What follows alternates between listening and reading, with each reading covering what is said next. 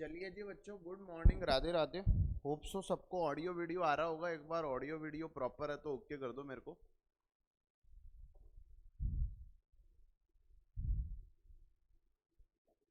ठीक है।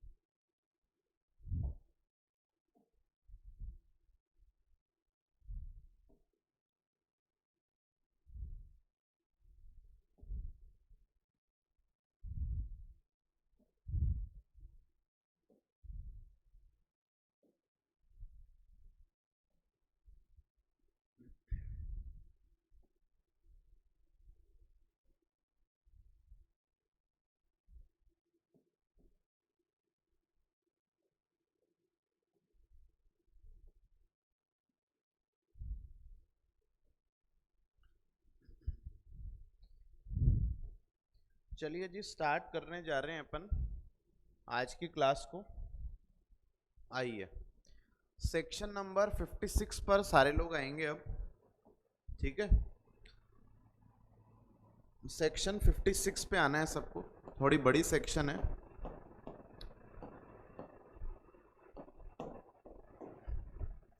Section number 56।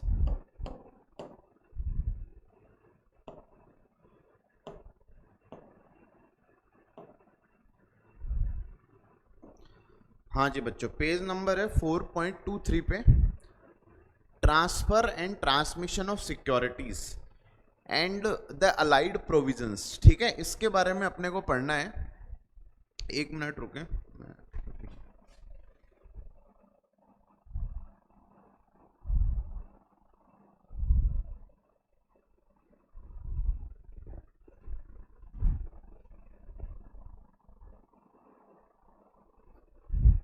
हाँ जी बच्चों, transfer and transmission of securities and allied provisions, इसके बारे में अपने को पढ़ना है। थोड़ी बड़ी सेक्शन है। तो डियर देखो, आपको मैंने पिछली क्लास में बताया था कि ट्रांसफर और ट्रांसमिशन में क्या फ़र्क होता है। ट्रांसफ़र का मतलब होता है एक पर्सन अपनी मर्जी से, अपनी इच्छा से अपनी सिक्योरिटी किसी दूसरे पर्सन को दे देता है, तो उसे ट्रांसफ़र बोलते हैं अपन। ठीक है, जैसे एक्स ने अपनी मर्जी से, अपनी इच्छा से अपनी सिक्योरिटीज़ वाई को दे दी, ये ट्रांसफ़र है। ठीक है, और मान लो एक बंदा है मिस्टर ए, इसकी हो जाए डेथ। इसकी डेथ होने के बाद में इसका कोई लीगल रिप्रेजेंटेटिव है, उसको ए के शेयर ट्रांसफ़र हो जाएं, तो इसको ट्रांसमिशन बोलते हैं। ठीक है, यानी मर्जी से जब शेयर ट्रांसफ़र नहीं होते, due to operation of law किसी को शेयर ट्रांसफ़र होते हैं, तो उसे ट्रांसमिशन बोलते हैं। और वॉलंटरी कोई पर्सन अपने शेयर किसी को ट्रांसफ़र कर रहा है, तो उसे ट्रांसमिशन बोलते हैं। ठीक है, अब सबसे पहला टॉपिक सेक्शन 56 में पढ़ना है, requirement for registering the transfer of securities.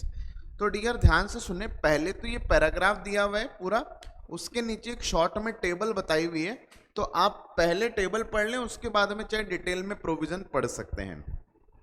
देखिए, इसमें है requirement for registration of transfer of security. मान लो एक बंदा है मिस्टर एक्स, एक्स अपने शेयर किसको ट्रांसफर कर रहा है, वाई को। तो वाई अपने नाम पर शेयर रजिस्टर कराना चाहता है, तो उसका क्या प्रोसेस है वो सेक्शन 56 सबसेक्शन 1 में बताया गया है। ऊपर पैराग्राफ फॉर्म में बताया गया, नीचे इसकी समरी बताई हुई है। तो समरी पढ़ लोगे तो ऊपर वाली चीजें अपने आप ही कवर हो जाती है। देखिए, सबसे पहले इसमें लिखा हुआ है कि एक्स अपने शेयर यदि वाई को ट्रांसफर करना चाहता है, तो एक्स और वाई के बीच में सबसे पहले तो एक इंस्ट्रूमेंट ऑफ ट्रांसफर बनना चाहिए। इंस्ट्रूमेंट ऑफ ट्रांसफर क्या हो गया, एक तरह का एग्रीमेंट हो गया, जिससे एक्स अपने शेयर किसको सेल कर रहा है, वाई को सेल कर रहा है। तो एक तो एक्स और वाई के बीच में इंस्ट्रूमेंट ऑफ ट्रांसफर एग्जीक्यूट होना चाहिए। वो इंस्ट्रूमेंट ऑफ ट्रांसफर जो है वो प्रॉपर फॉर्म में होना चाहिए। प्रॉपर फॉर्म मतलब जो भी लॉ में स्पेसिफाइड फॉर्मेट बता रखा है वो फॉर्मेट होना चाहिए, उस पर डेट होनी चाहिए और उस पर प्रॉपरली स्टैंप होनी चाहिए। ठीक है, यानी एक्स अपने शेयर वाई को ट्रांसफर कर रहे हैं, तो सबसे पहले दोनों के बीच में एक ट्रांसफर इंस्ट्रूमेंट एग्जीक्यूट होगा, जिसमें प्रॉपर फॉर्म में होगा, प्रॉपर डेट लिखी हुई होगी और प्रॉपरली स्टैम्प्ड होगा। उसके बाद में है signed by transferor and transferee. ये जो भी इंस्ट्रूमेंट ऑफ ट्रांसफर होगा, ये इंस्ट्रूमेंट ऑफ ट्रांसफर पे ट्रांसफरर यानी एक्स के भी साइन होनी चाहिए और वाई के भी साइन होने चाहिए, और साथ ही साथ उस इंस्ट्रूमेंट ऑफ ट्रांसफर में ये जो ट्रांसफरी है भाई, इसका पूरा नेम, इसका पूरा एड्रेस और इसका कोई ऑक्यूपेशन है तो वो भी बताना पड़ेगा, ठीक है। अच्छा, उसके अलावा delivered to company in 60 days. मान लो एक्स और वाई के बीच में इंस्ट्रूमेंट ऑफ ट्रांसफर 1 जनवरी 2022 को एग्जीक्यूट हुआ, तो जिस दिन इनके बीच में एग्रीमेंट हुआ उसके 60 डेज के अंदर अंदर कंपनी को वो इंस्ट्रूमेंट ऑफ ट्रांसफर या तो एक्स डिपॉजिट करा देगा या वाई डिपॉजिट करा देगा। अच्छा, आगे लिखा हुआ है विद शेयर सर्टिफिकेट। एक्स के पास में शेयर्स थे तो उसने शेयर सर्टिफिकेट भी वाई को दे दिए होंगे, तो जो एक तो इंस्ट्रूमेंट ऑफ ट्रांसफर तो देंगे ही देंगे, उनके बीच का एग्रीमेंट, उसके साथ साथ में एक्स के पास में शेयर सर्टिफिकेट है वो भी कंपनी को दे देंगे। आगे लिखा हुआ oblique letter of allotment. Letter of allotment dear क्या है, मान लो सपोज करो एक्स, लॉ में लिखा हुआ यदि एक्स के पास या तो एक्स शेयर सर्टिफिकेट दे दे वाई को और वाई ले जाके इंस्ट्रूमेंट ऑफ ट्रांसफर और शेयर सर्टिफिकेट कंपनी को दे देगा, या मान लो अलॉटमेंट का लेटर है किसके पास, एक्स के पास, तो वो वाई को दे दे, तो वाई इंस्ट्रूमेंट ऑफ ट्रांसफर और अलॉटमेंट लेटर ले जाके कंपनी को दे देगा। मतलब शेयर सर्टिफिकेट और लेटर ऑफ अलॉटमेंट दोनों में से कोई एक चीज जो ये ट्रांसफरी है वो ट्रांसफरर कंपनी इसको ट्रांसफरी को दे देगा और वो इंस्ट्रूमेंट ऑफ ट्रांसफर के साथ कंपनी को दे देगा। आगे लिखा हुआ है lost instrument of transfer give indemnity. ये गिव इंडेमनिटी वाला पॉइंट क्या है, जैसे मान लो सपोज करो एक बंदा है एक्स, एक्स ने अपने शेयर किसको ट्रांसफर कर दिए, वाई को ट्रांसफर कर दिए इंस्ट्रूमेंट ऑफ ट्रांसफर के जरिए। अब एक्स के पास न तो शेयर सर्टिफिकेट है और न ही लेटर ऑफ अलॉटमेंट है, तो एक्स बोलता है कंपनी को भाई मैं अपने शेयर वाई को ट्रांसफर कर रहा हूं, ये इंस्ट्रूमेंट ऑफ ट्रांसफर एग्जीक्यूट करके मेरे पास में लेटर ऑफ अलॉटमेंट या जो शेयर सर्टिफिकेट था वो लॉस्ट हो गया, गुम गया, मेरे पास है नहीं। तो अब देखो कंपनी बोलेगी भाई ऐसा है, कल को पता पड़े तूने शेयर तेरे किसी जड़ को बेच दिए, शेयर सर्टिफिकेट उसको ट्रांसफर कर दिए, 10 दिन बाद में जड़ आ जाएगा तो हमको तो उसके नाम पे रजिस्टर करने पड़ेंगे, वाई के नाम पे तो हम ऐसे कैसे रजिस्टर कर दें, या तो लेटर ऑफ अलॉटमेंट दिखाओ या शेयर सर्टिफिकेट दो। तो एक्स कंपनी को बताओ एक इंडेमनिटी बॉन्ड साइन कर देता है। इंडेमनिटी अपन ने पढ़ा था, एक्स बोलता है फ्यूचर में कल को कोई भी दूसरा पर्सन ऐसा निकलता है कि मैंने किसी और पर्सन को शेयर ट्रांसफर कर दिए, तो कंपनी तुमको यदि कोई लॉस होगा तो उस लॉस की भरपाई मैं करूंगा, मैं एक इंडेमनिटी बॉन्ड साइन कर रहा हूं। यदि मैं शेयर सर्टिफिकेट या लेटर ऑफ अलॉटमेंट नहीं दे रहा हूं कि मैंने कोई फ्रॉड नहीं किया, ऐसा नहीं किसी और को सेल कर दिया हूं, ठीक है, वो वास्तव में गुम चुके हैं, तो वो इंडेमनिटी बॉन्ड कंपनी को साइन करके भी एक्स वाई के नाम पे शेयर रजिस्टर करवा सकता है। तो यही पूरा सेक्शन नंबर 56 सबसेक्शन 1 था हमारा, कि यदि एक पर्सन अपने शेयर किसी दूसरे पर्सन को ट्रांसफर करना चाहता है तो उससे रिलेटेड क्या रिक्वायरमेंट्स अपने को फुलफिल करनी पड़ेगी, ठीक है। तो सबसे पहले दोस्तों क्या आया कि इंस्ट्रूमेंट ऑफ ट्रांसफर यदि एक्स वाई को देना चाहता है तो एक तो जो है वो ट्रांसफर कर वाई अपने नाम पे शेयर रजिस्टर कराना चाहता है, तो ट्रांसफरर और ट्रांसफरी के बीच में एक तो इंस्ट्रूमेंट ऑफ ट्रांसफर एग्जीक्यूट होगा, ठीक है, जो प्रॉपर फॉर्म में होगा, प्रॉपर डेट होगी, प्रॉपर साइन होगा। ट्रांसफरर और ट्रांसफरी दोनों के साइन होंगे। ट्रांसफरी का उसमें नेम, एड्रेस, ऑक्यूपेशन लिखा हुआ रहेगा। जिस दिन एक्स और वाई के बीच में ट्रांसफर इंस्ट्रूमेंट एग्जीक्यूट हुआ है उसके 60 डेज के अंदर अंदर जो ट्रांसफरी है यानी वाई, वो ट्रांसफर इंस्ट्रूमेंट ले जाके किसको दे देगा, कंपनी को दे देगा, और साथ में क्या दे देगा, शेयर सर्टिफिकेट या लेटर ऑफ अलॉटमेंट। यदि ट्रांसफरर ट्रांसफरी को लेटर ऑफ अलॉटमेंट या शेयर सर्टिफिकेट नहीं दे पा रहा क्योंकि उससे लॉस्ट हो गया, तो इंस्ट्रूमेंट ऑफ ट्रांसफर के साथ में एक इंडेमनिटी बॉन्ड दे देंगे कि हाँ भाई कल को आप तो रजिस्टर कर लो, हम बिल्कुल अफर्म कर रहे हैं, आपको अश्योर कर रहे हैं कि हमने वो शेयर किसी और को नहीं बेचे, कल को किसी को बेच दिए कंपनी, आपको कोई भी लॉस होता है तो उस लॉस की भरपाई हम करेंगे। ऐसा पूरा प्रोसेस फॉलो करके एक पर्सन अपने शेयर किसी और को ट्रांसफर कर सकता है। तो सेक्शन 56 सबसेक्शन 1 में यही था कि यदि कोई पर्सन अपने शेयर किसी और को ट्रांसफर करता है तो वो दूसरा बंदा किस तरह से अपने नाम पे शेयर रजिस्टर करा सकता है, उसकी पूरी प्रोसेस बताई गई थी। तो आप फटाफट आप चाहे पैराग्राफ को पढ़ के देख लो और बाद में टेबल पढ़ लो। पैराग्राफ में इनमें जो भी लिखा हुआ है ऊपर वाला यहां से लेके आप देखो यहां तक, वो सारी चीजें इस पूरी टेबल में कवर हो चुकी है। एक बार फटाफट सारे लोग पढ़ के चाहे देख लो उसको, और पढ़ने के बाद में ओके करना, ठीक है।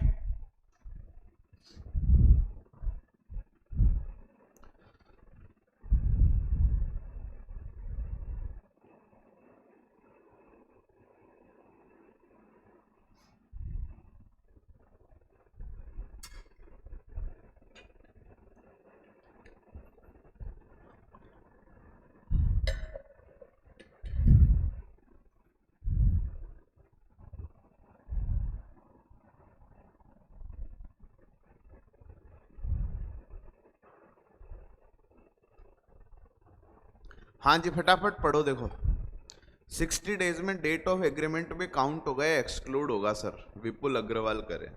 भाई देखो फालतू क्वेश्चन मत पूछा करो मुझसे, चुपचाप पढ़ लो पूरे टॉपिक को, ठीक है। इंपॉर्टेंट टॉपिक चल रहा है और बच्चों वाले सवाल, ये डेट एक्सक्लूड होगा इंक्लूड होगा, एक बार बता दिया तुम्हें किसी पर्टिकुलर डेट से काउंट करना होता है, उसको एक्सक्लूड करते हैं। जल्दी से फटाफट एक बार पढ़ो मुझे।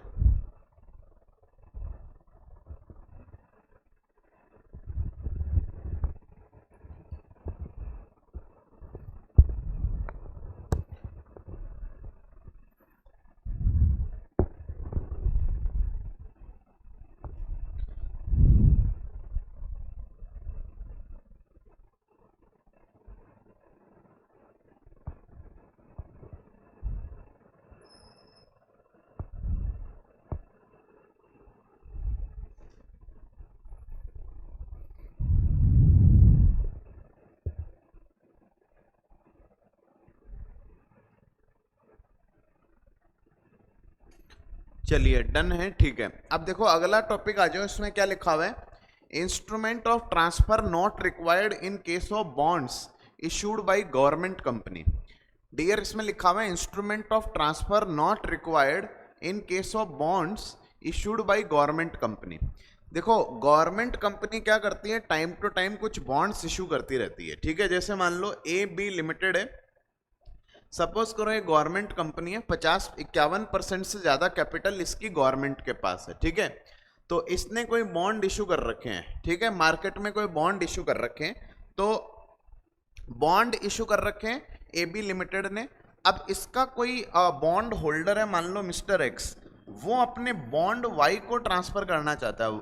देखो बॉन्ड क्या होता है, एक तरह से डेट सिक्योरिटी होती है, जैसे डिवेंचर्स होते हैं, उन पे टाइम टू टाइम आपको इंटरेस्ट मिलता रहता है, मैच्योरिटी पे आपका पेमेंट हो जाता है, एक तरह से डेट सिक्योरिटीज ही होती हैं। तो यदि मान लो गवर्नमेंट कंपनी है और उसमें यदि एक्स अपने बॉन्ड वाई को ट्रांसफर करना चाहता है, तो एक्स और वाई के बीच में इंस्ट्रूमेंट ऑफ ट्रांसफर क्रिएट होना जरूरी नहीं है।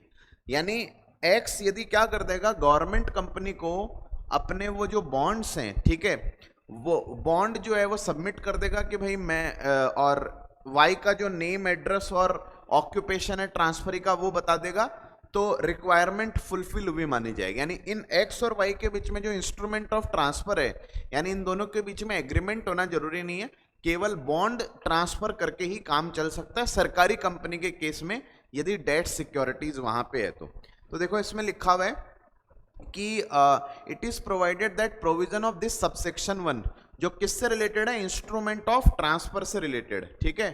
तो इसमें लिखा हुआ है shall not apply with respect to bonds issued by government company provided that an intimation by transferee सिर्फ गवर्नमेंट कंपनी को जाके ये बोल दे, अपना नेम, अपना एड्रेस और अपना ऑक्यूपेशन बता दे, और साथ ही साथ क्या दे दे, बॉन्ड सर्टिफिकेट दे दे, और सर्टिफिकेट नहीं है तो ट्रांसफरर ने उसको लेटर ऑफ अलॉटमेंट दिया है बॉन्ड का, वो सबमिट कर दे, तो रिक्वायरमेंट फुलफिल हुई मानी जाएगी। यानी सरकारी कंपनी के केस में दोस्तों यदि मान लो ट्रांसफरर अपने बॉन्ड्स ट्रांसफरी को ट्रांसफर करना चाहता है, तो उन दोनों के बीच में जो आपका इंस्ट्रूमेंट ऑफ ट्रांसफर है वो एग्जीक्यूट होने की नीड नहीं है।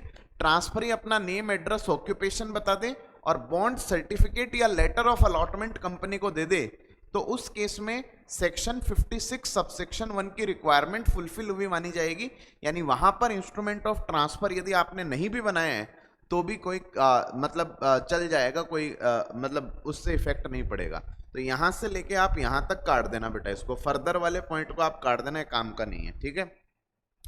चलिए उसके बाद मैं आगे चल रहा हूं, देखो मैं क्या लिखा हुआ है, पावर ऑफ कंपनी। देखो इसमें लिखा हुआ है power of company to register transmission of shares not affected by section 56 subsection number 1। देखो दोस्तों यहाँ पे ट्रांसमिशन का केस आ रहा है, तो अब एक बंदा था एक्स की दोस्तों क्या हो गई, डेथ हो गई, और उसके शेयर्स उसका लीगल रिप्रेजेंटेटिव है, मान लो वाइफ है नहीं उसके, एक ही बेटा है वाई, तो उसी को मिलेंगे। तो अब दोस्तों एक्स और वाई के बीच में आप खुद सोचो, क्या इंस्ट्रूमेंट ऑफ ट्रांसफर किसी भी तरह से क्रिएट होगा? बिल्कुल भी क्रिएट नहीं होगा। क्यों नहीं होगा एक्स और वाई के बीच में इंस्ट्रूमेंट ऑफ ट्रांसफर क्रिएट? क्योंकि अब एक्स की तो डेथ ही हो गई है, तो इन दोनों के बीच में एग्रीमेंट कहां से होगा? तो इसलिए ट्रांसमिशन का केस है, यानी एक बंदे की डेथ हो गई है, तो ये जो इसका जो भी लीगल रिप्रेजेंटेटिव है ये कंपनी के पास में क्या लेके चला जाए, शेयर सर्टिफिकेट या फिर एक्स का जो लेटर ऑफ अलॉटमेंट है वो ले जाए, और साथ ही साथ अपने जो फादर है उसकी डेथ का इंफॉर्मेशन कंपनी को दे दे, ट्रांसमिशन का नोटिस एक तरह से कंपनी को दे दे, तो ठीक है 56(1) की रिक्वायरमेंट कंप्लीट हुई मानी जाएगी। क्योंकि जो बंदा जिस ट्रांसफरर है उसी की डेथ हो चुकी है, तो आखिर वो किस तरह से इंस्ट्रूमेंट ऑफ ट्रांसफर की पार्टी बनेगा, समझ गए आप बात। तो इसमें यही लिखा हुआ है, देखो क्या लिखा हुआ है, accordingly company is empowered to register, company register कर सकती है share if he receives an intimation of transmission of any right of security by operation of law from any person whom such right has been transmitted। इसका in other words there is no need for submission of instrument of transfer in case of transmission of share। तो last वाली line में इन्होंने खुद ही simple करके बोल दिया, x ने अपने शेयर, एक्स की डेथ हो गई और उसके शेयर ट्रांसमिट होकर वाई के पास जा रहे हैं, तो वाई को इस केस में इंस्ट्रूमेंट ऑफ ट्रांसफर देने की नीड ही नहीं है। क्यों नहीं है? क्योंकि ऑब्वियस सी बात है, दोनों जो पार्टीज थी उसमें से एक पार्टी की डेथ हो गई है, तो इंस्ट्रूमेंट ऑफ ट्रांसफर कैसे क्रिएट होगा? वाई सिर्फ ट्रांसमिशन का नोटिस दे दे कंपनी को, तो कंपनी वाई के नाम पे नए शेयर सर्टिफिकेट इशू करके उसको रजिस्टर कर देगी। होप सो गाइज यहां तक आपको बात समझ में आ चुकी है 56। तो 56 में अपन ने 3 बातें पढ़ी। मान लो सबसे पहले एक्स अपने शेयर वाई को देना चाहता है, तो ट्रांसफरर और ट्रांसफरी के बीच में एक ट्रांसफर इंस्ट्रूमेंट क्रिएट होना चाहिए, प्रॉपरली फॉर्म, प्रॉपरली साइंड होना चाहिए वो, ठीक है, प्रॉपर फॉर्मेट में होना चाहिए, प्रॉपर स्टैम्प्ड होना चाहिए। उसके बाद में या तो शेयर सर्टिफिकेट या letter of allotment transferor transferee को देगा, फिर ट्रांसफरी उन दोनों चीजों को लेके 60 डेज के अंदर, जिस दिन वो इंस्ट्रूमेंट ऑफ ट्रांसफर बना उसके 60 डेज के अंदर कंपनी के पास लेके जाएगा, ठीक है।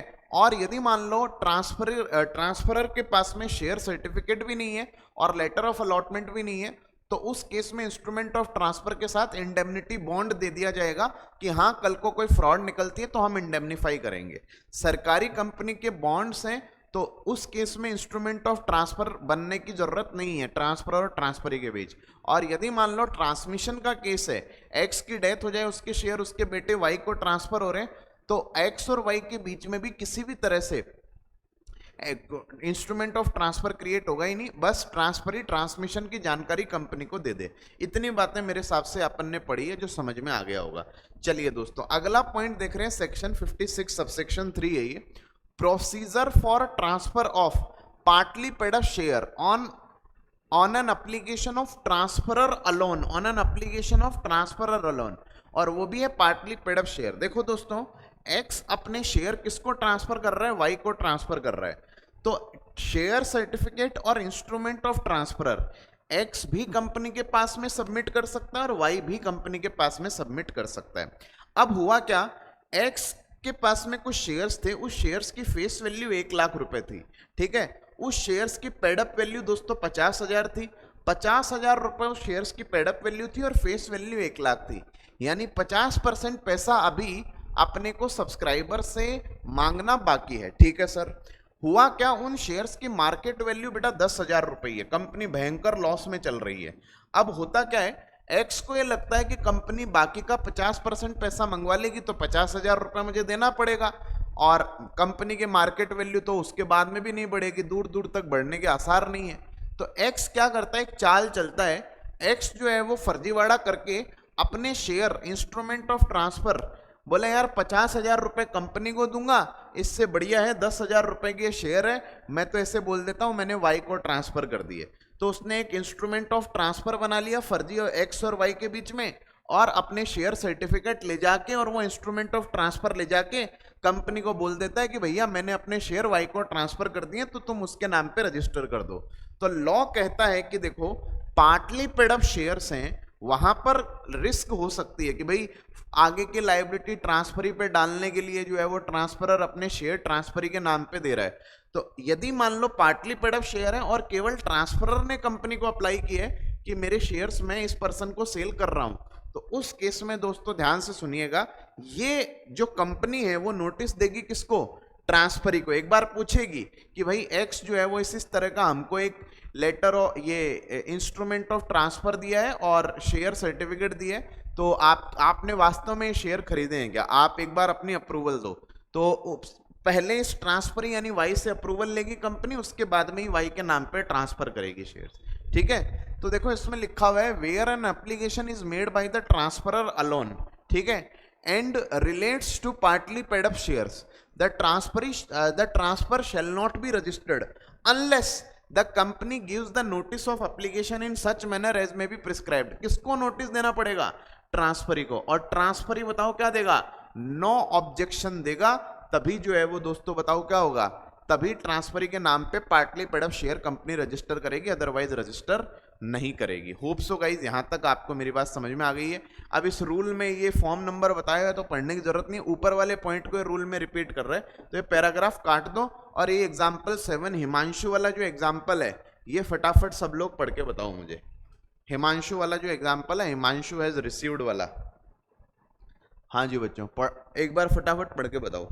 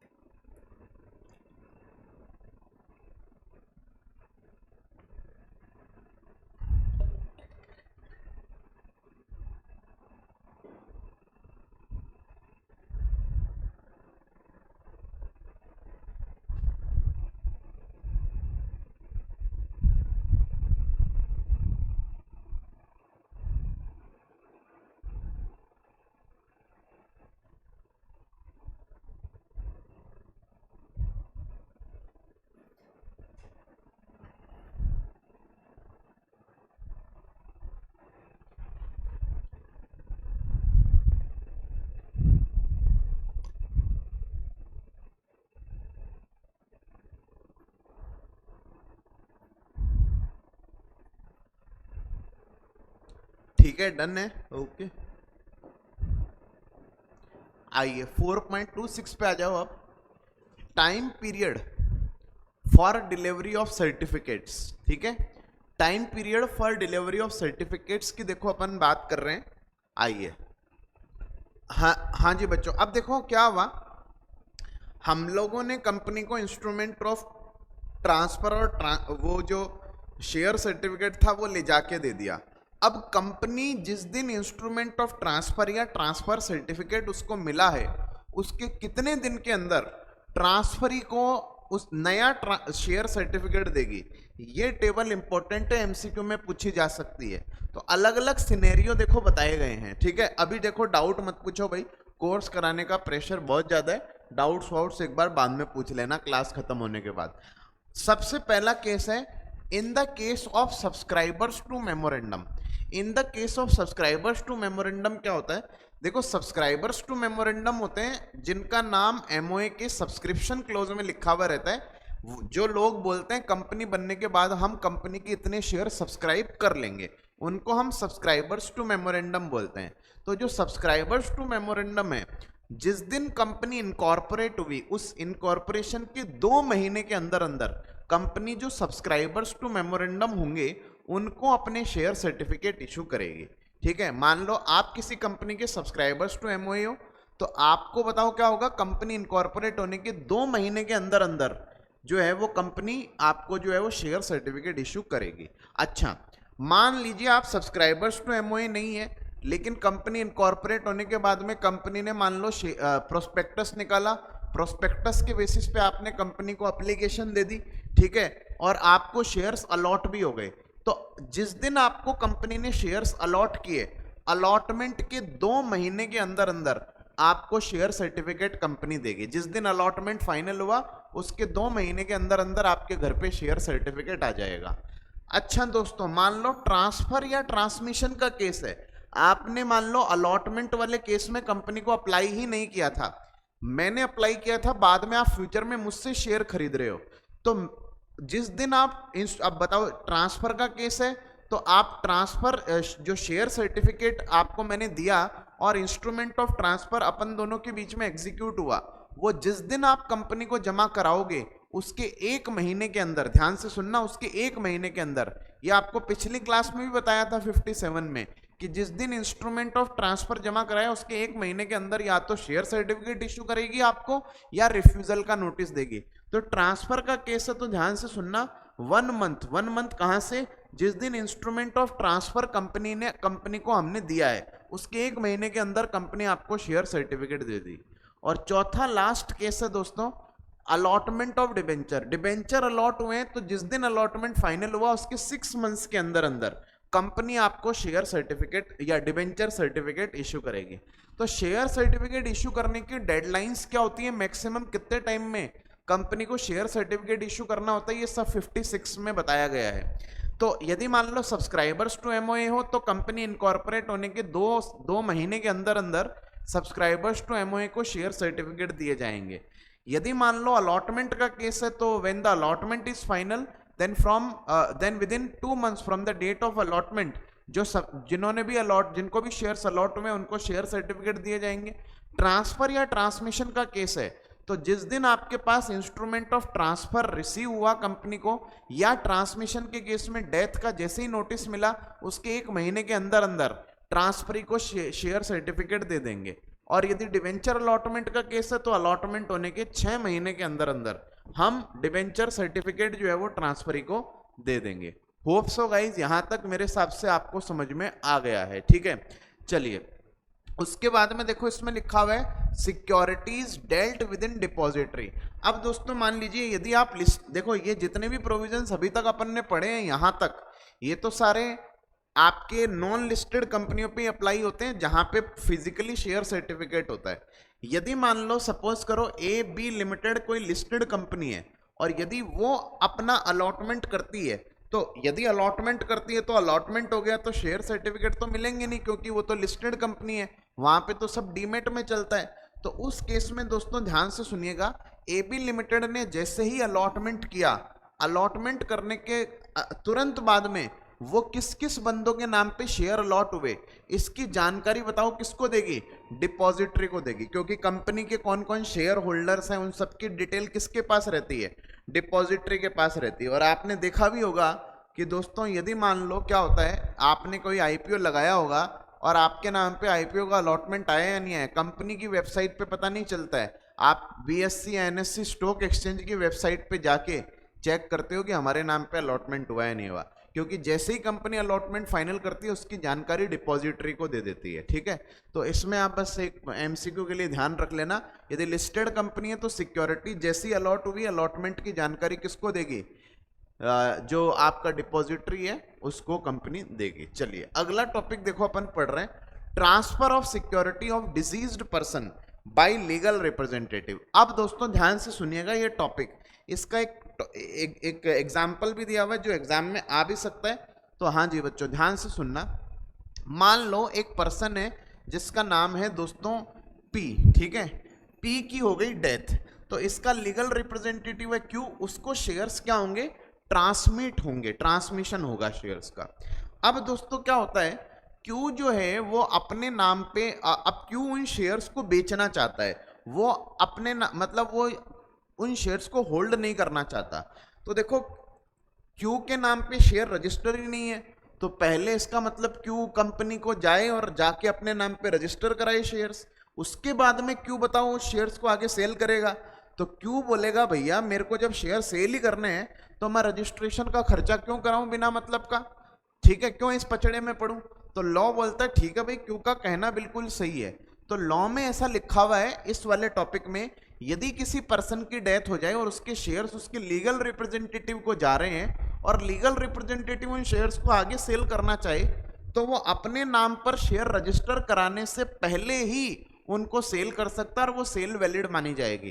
कोई बंदा ये नहीं कह सकता कि since the transfer of shares by mister Q is invalid because Q जो है वो इन शेयर्स का रजिस्टर्ड ऑनर नहीं है। नहीं, यदि लीगल रिप्रेजेंटेटिव का केस है और वो बिना अपने नाम पे रजिस्टर कराए शेयर्स आगे सेल करता है तो वो वैलिड ट्रांसफरर माना जाएगा। समझ में आ गया होगा यहां तक आपको, ठीक है, यहां तक ध्यान रखना। यदि वो होल्डर नहीं है तो भी बताओ उसके द्वारा वो जो सेल की गई है वो वैलिड मानी जाएगी। ठीक है, यदि वो होल्डर नहीं भी यानी उसके नाम पे शेयर रजिस्टर नहीं है तो भी उसके द्वारा सेल वैलिड मानी जाएगी। आप चाहे पढ़ के देखना चाहो, ये रीचा वाला एग्जाम्पल फटाफट सब लोग पढ़ के देख लो चाहे।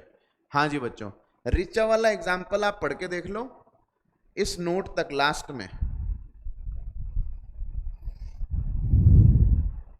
पूरा पढ़ के देख लो आप।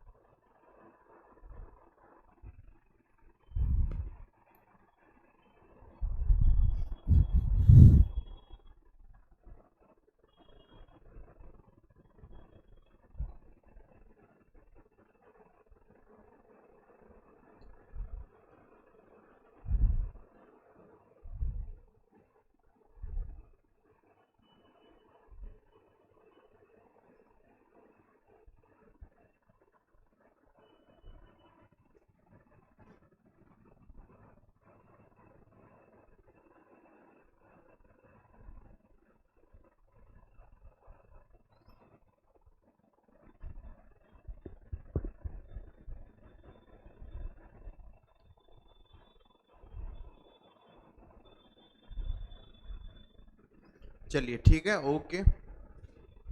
आइए जो बच्चों, हम आगे चलते हैं अपन।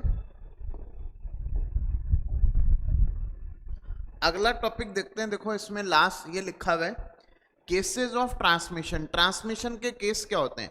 ट्रांसमिशन का मतलब है कोई बंदा अपनी मर्जी से अपने शेयर किसी को नहीं दे रहा है, due to operation of law. Law में कुछ प्रोविजंस है जिसकी वजह से उसके शेयर किसी और को ट्रांसफर हो रहे हैं। तो पहला केस है ट्रांसमिशन का डेथ, वो सबको पता ही है। डेथ के केस में कोई वॉलंटरी देता नहीं है। इंसॉल्वेंसी, कोई बंदा इंसॉल्वेंट हो जाता है तो मर्जी से ऑफिशियल असाइनी को शेयर नहीं देता क्योंकि वो लॉ में लिखा हुआ है, इसलिए चले जाते हैं।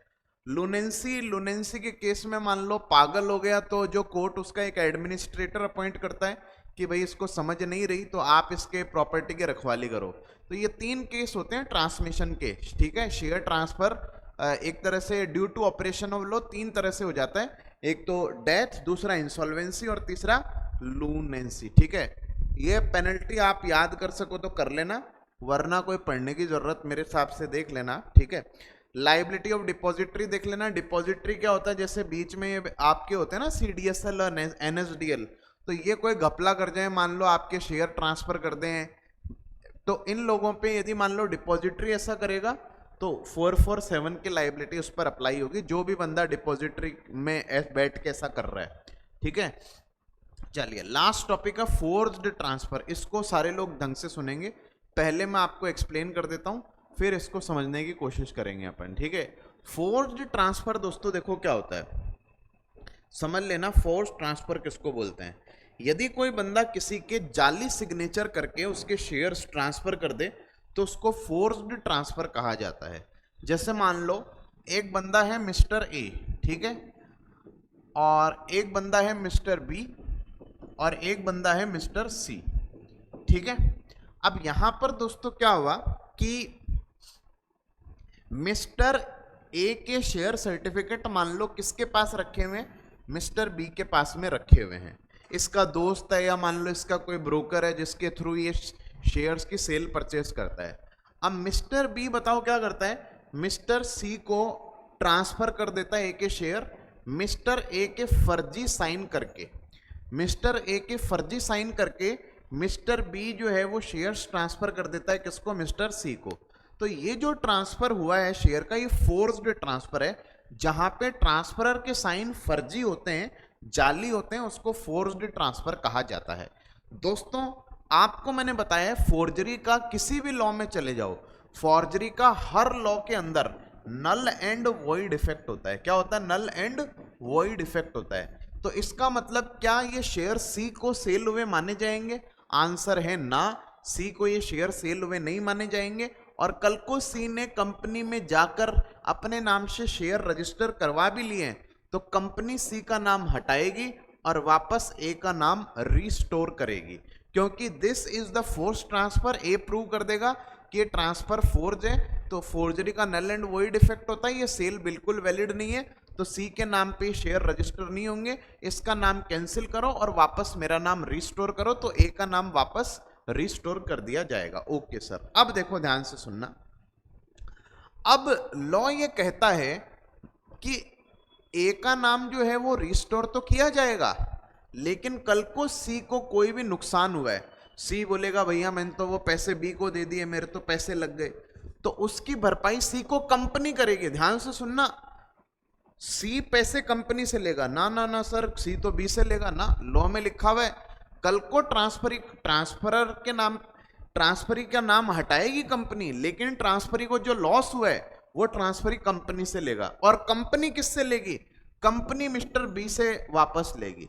लेकिन ये जो ट्रांसफरी है ना, ये गुड फेथ में जो शेयर्स खरीद रहा है, ये जो फर्जीवाड़ा कर रहा है उसको लाइबल नहीं करेगा, ये तो कंपनी को लाइबल करेगा, और कंपनी जो फर्जीवाड़ा कर रही है उसको लाइबल करेगी। बस इतना ही है ये फोर्स ट्रांसफर पूरा। ठीक है, देख लो, चाहे पढ़ के देख लो फटाफट, एक बार मैं ही पढ़ा देता हूं। आओ, क्या लिखा हुआ है, फोर्स ट्रांसफर का क्या होता है, नल होता है, is not legally binding. Force transfer takes place when company effect transfer of share on the basis of instrument of transfer containing forced transfer of transferor. Transferor के सिग्नेचर फोर्स्ड है, वो force transfer है। Is it possible for a transfer of force transfer to acquire ownership of shares, answer है no, ना। Force transfer के case में क्या transfer को ऑनरशिप मिलेगी, नहीं। At the same time transferor who is real owner continues to be shareholder and accordingly company can be forced by him to delete the name of transferee and to restore his name as owner of share in the register of member। समझ गए पहला paragraph तो, कि यदि transferor के share signature जाली होकर transferee को शेयर ट्रांसफर होते हैं, this transfer is absolutely void, और वो जो ट्रांसफरर है can bind to company to delete the name of the transferee and to restore the name of the transferor. समझ गए यहां तक, अच्छा समझ गए। तो अब मैं आपसे उम्मीद करता हूं ये अगला पैराग्राफ आप फटाफट पढ़ लो, और ये नोट उड़ा देना, आप नोट काम का नहीं है बेटा ये, ठीक है। अगला पैराग्राफ जो मैंने आपको बातें पढ़ाई है ना, ट्रांसफर ही कंपनी से लेगा और बाद में कंपनी उससे जो फोर्जरी कर रही है उससे लेगी, इसमें ये सब चीजें लिखी हुई, एक बार पढ़ के देख लो चाहे फटाफट सब।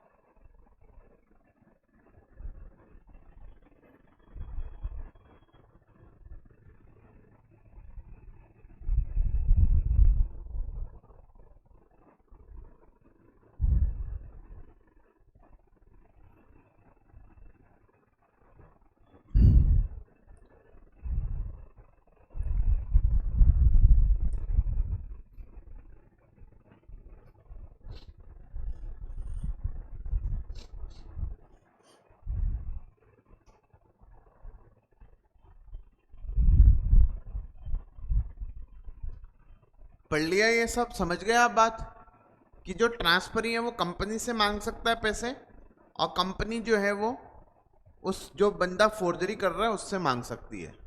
ठीक है, चलिए 56 हमारी खत्म हो चुकी है, 57 और 58 अपन पढ़ ही चुके हैं। अब इस चैप्टर में 59 से लेके हमारी 67 तक सेक्शन बची हुई है, जिसमें से 2-3 सेक्शन है नहीं, तो 5-6 सेक्शन और बची हुई है इस चैप्टर में। ठीक है, 68 से लेके आगे की कराई चुका हूँ आपको मैं, 71 जरूर बाकी है आपने। ठीक है, चलो तो बाकी की चर्चा आपसे 10 बजे करेंगे, आज के लिए इतना ही। जनरल क्लोजेज और नहीं, आपका इंटरप्रिटेशन आएगा एक्चुअली में। मैं कोशिश कर रहा हूँ कि कल आपकी 3 घंटे की इंटरप्रिटेशन ऑफ स्टैट्यूट की क्लास लगा दूँ।